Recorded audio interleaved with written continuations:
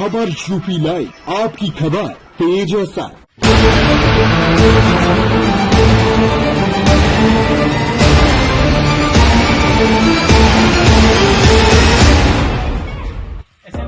बस्ती जिले के विक्रमजोत ब्लॉक का एक ऐसा विद्यालय जो अपने आप में एक इतिहास को संजोए हुए है।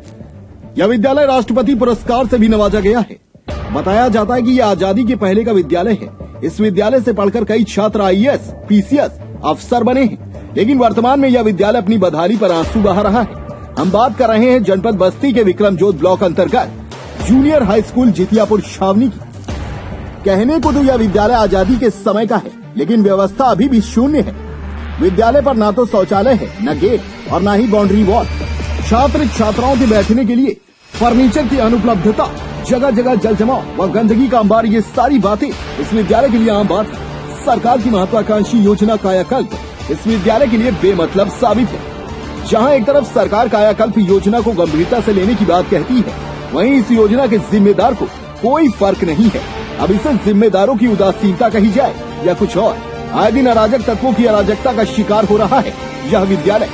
लेकिन इस समस्या की जहमत को न तो जिले के विभागीय अधिकारी लेना चाह रहे हैं और न ही कोई और। उपरोक्त सभी बातों पर गौर किया जाए तो यह एक बड़ा सवाल है कि आखिर क्या वजह है कि यह विद्यालय ऐतिहासिक होते हुए भी बदहाली व उपेक्षाओं का दंश झेल रहा है। बता दें कि शासन के निर्देशानुसार महीने के प्रथम बुधवार को विद्यालय पर मासिक बैठक की गई। शासन की एक विशेष सूचना के अंतर्गत अभिभावकों को विद्यालय पर आने का निर्देश था, जिसका उद्देश्य यह था कि विद्यालय संबंधी सूचना को बताया जाए, जिससे शिक्षा के स्तर को और बेहतर किया जा सके। इस पूरे मामले को लेकर अब खंड शिक्षा अधिकारी हेमलता त्रिपाठी से बातचीत की गई, तो उन्होंने कहा कि जल्द ही विभागीय शासन को इस समस्या से अवगत कराकर व्यवस्था को सही किया जाएगा।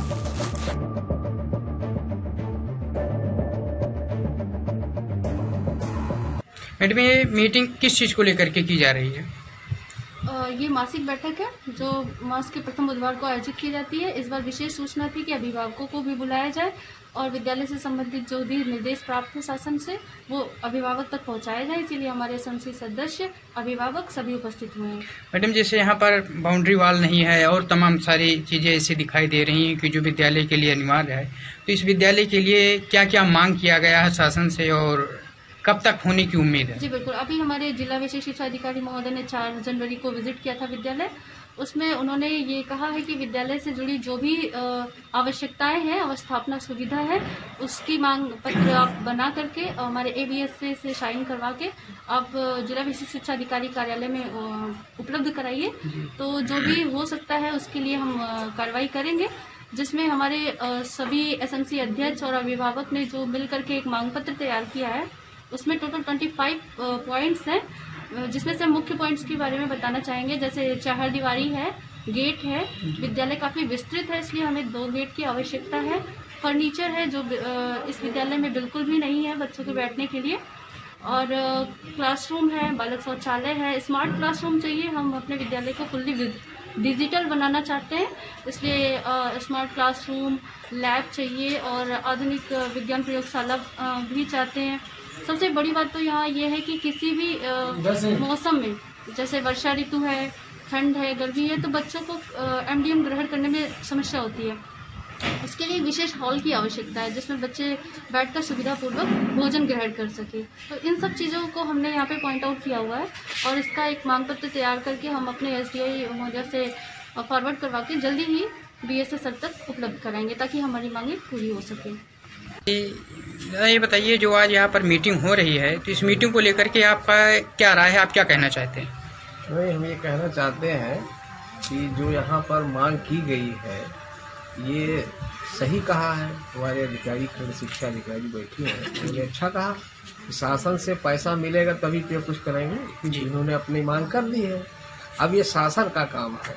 अभिभावकों की मीटिंग इसलिए ली जाती है कि अभिभावक का कर्तव्य है इसका विद्यालय का सहयोग करे, क्योंकि हमारे इस इलाके में राष्ट्रपति पुरस्कार प्राप्त विद्यालय ये बहुत पुराना है। ये आज़ादी के समय का है। अच्छा, ये जो विद्यालय ये आज़ादी के समय का है और राष्ट्रपति पुरस्कार प्राप्त है।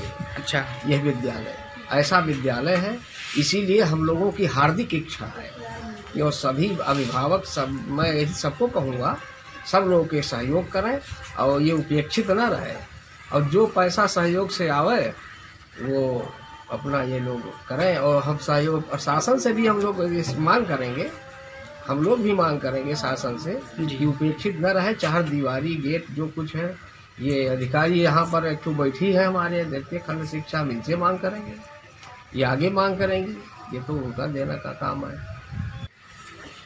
मैडम, जैसे सरकार द्वारा कायाकल्प योजना चलाई जा रही है, इस कायाकल्प योजना के अंतर्गत आप क्या कहना चाहती हैं?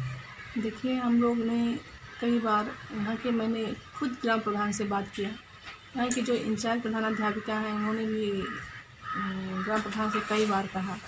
मैंने तो ग्राम प्रधान से बैठ करके बात की, उनका कहना है कि मेरे पास धन ही नहीं है। बहुत कहने पे ही उन्होंने विद्यालय में मिट्टी गिरवाया और उसका भी समतलीकरण बहुत दिन बाद हुआ। और ये जो अव्यवस्था दिख रही है, ये मिट्टी गिरने के कारण जो है लगातार इसका बढ़िया सा समतल हो जाता तो वो दूसरी तरह दिखाई पड़ता। अब चूँकि आधी मिट्टी यहाँ पड़ी हुई है, आधी समतल नहीं हुई, तो इस कारण से जो है थोड़ा सा विद्यालय अव्यवस्थित दिख रहा है। जैसे कायाकल्प योजना के अंतर्गत क्या काम करवाए गए हैं यहाँ पर, क्या क्या हुआ? कायाकल्प में केवल मिट्टी गिरी है, वो भी हमें जो है जो जानकारी है वो मनरेगा से गिरी है। और कायाकल्प में प्रधान जी से मैंने बात किया तो उन्होंने कहा धनराशि नहीं है। हालांकि वो मनरेगा से बाउंड्री वॉल का निर्माण करवा सकते हैं और मिट्टी की पटाई जो जहाँ और कम जगह है, जहाँ पे मिट्टी नहीं पहुँची है, वहाँ भी मिट्टी दे सकते हैं। लेकिन ये है कि ग्राम प्रधान जी का कोई सहयोग वैसे आमतौर पर मिल नहीं पा रहा है, इसलिए जो है विद्यालय में कायाकल्प जो है सफल नहीं हो पा रहा है। डेस्क रिपोर्ट, खबर यूपी।